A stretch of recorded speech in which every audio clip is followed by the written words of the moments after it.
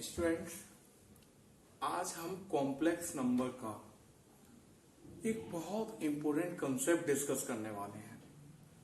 Complex number class 11th में एक बहुत अच्छा टॉपिक है।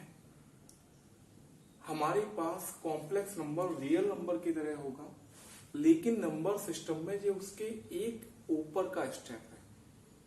हमने क्लास 1 से लेके 10 तक रियल नंबर सभी पढ़े, natural number, whole number, composite, even, odd, prime.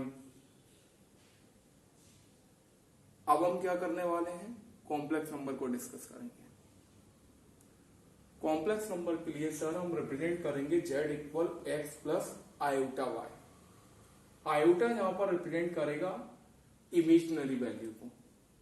अगर इसे हम प्लेन पे डिस्कस करते हैं तो किसी भी नंबर को, पॉइंट को प्लेन में हम 2D प्लेन में इस तरह से रिप्रेजेंट कर सकते हैं। सर हमारे पास कॉम्प्लेक्स नंबर में एक टॉपिक आएगा मॉड्यूलस। मॉड्यूलस कैलकुलेट करने का सिंपल सा फॉर्मूला होता है square of the real value and plus square of the imaginary value under the square root. Means हमारे पास इससे हम r से रिप्रेजेंट करते हैं। सिंपल सा फॉर्मूला बनेगा X square plus Y square.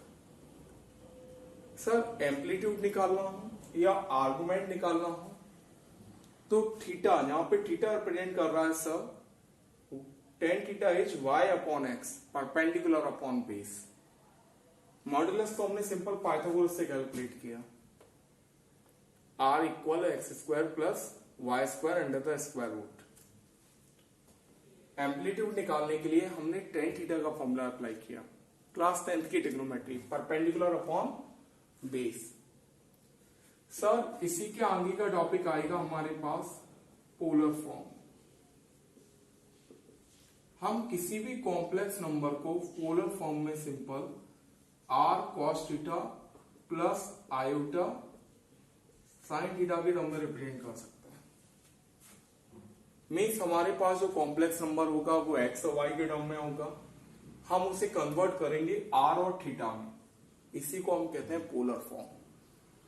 बहुत सिंपल है। y graph, r means resultant of this point from the origin and theta angle with x axis.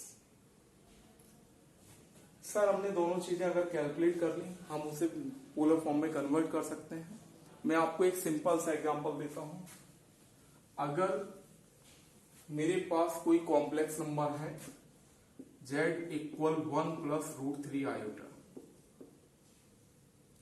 यहां पर सर x की वैल्यू 1, y की वैल्यू रूट 3 होगा। Modulus निकालना है सर, हम 1 और 3 का स्क्वायर करेंगे। 1 और रूट 3 का स्क्वायर सर 4 आएगा और 4 का स्क्वायर रूट 2 होगा। हम प्लस माइनस 2 ले सकते हैं, लेकिन यहां पर रिजल्टेंट है तो इसलिए हम प्लस 2 कंसिडर करेंगे।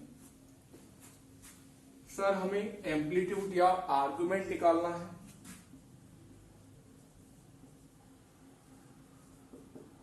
तो हम tan थीटा के टर्म में निकालेंगे।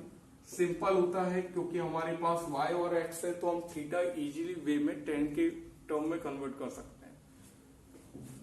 tan theta is root 3 upon 1।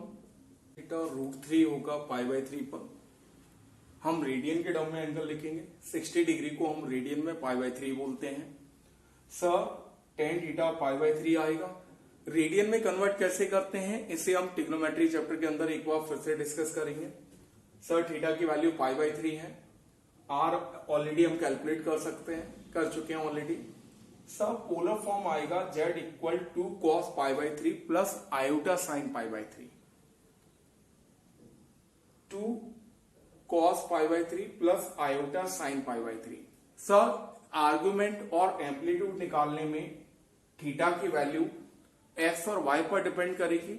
x और y हर क्वाड्रेंट के अकॉर्डिंग एंगल को चेंज करेंगे।